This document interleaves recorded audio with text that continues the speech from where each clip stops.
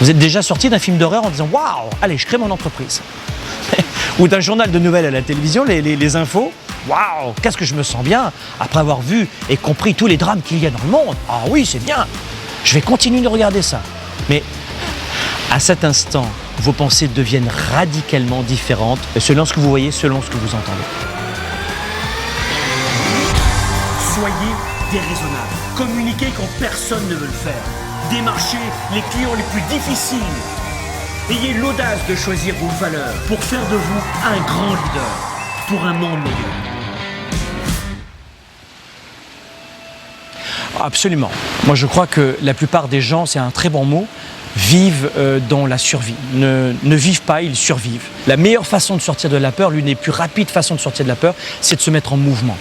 C'est l'action. Retenez ceci, l'immobilisme, c'est votre pire ennemi. Restez immobile et augmentez votre peur. C'est exactement à ça que ça revient. L'immobilisme, c'est le meilleur ami de la déprime et du doute.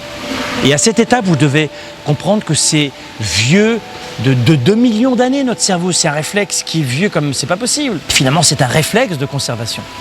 Et cette prise de recul en temps réel, eh bien, ça demande, c'est vrai, une immense discipline. On l'enseigne dans nos séminaires, dans le Weekend Spark, dans la Tournée 110. Ça, c'est des événements en public.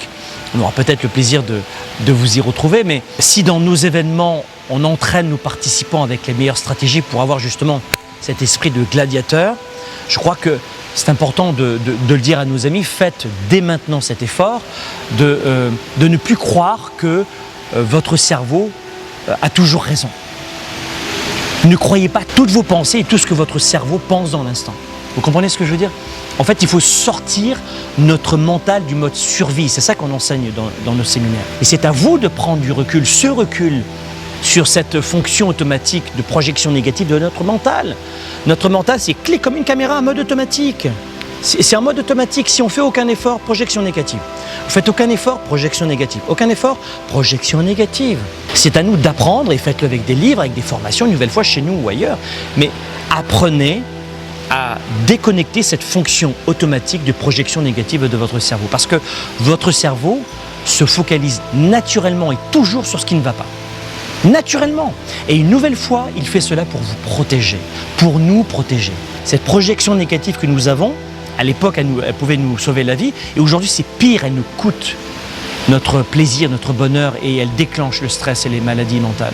D'ailleurs, j'explique souvent à nos étudiants que 50% du chemin à faire est déjà de bien réaliser dans l'instant que ces pensées de projection existent depuis des millions d'années. J'arriverai pas à ça. Stop, ça suffit de reprendre le contrôle. Une nouvelle fois, ça s'apprend.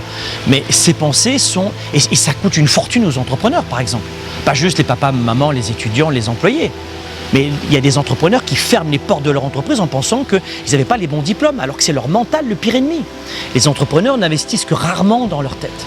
Ils se disent, allez, je vais acheter un ordinateur, etc. Mais le matérialisme, c'est bien, mais ils oublient que le principal actif de leur entreprise, c'est eux, et beaucoup de gens ne se forment pas. Donc, ces pensées sont des sortes d'ondes invisibles.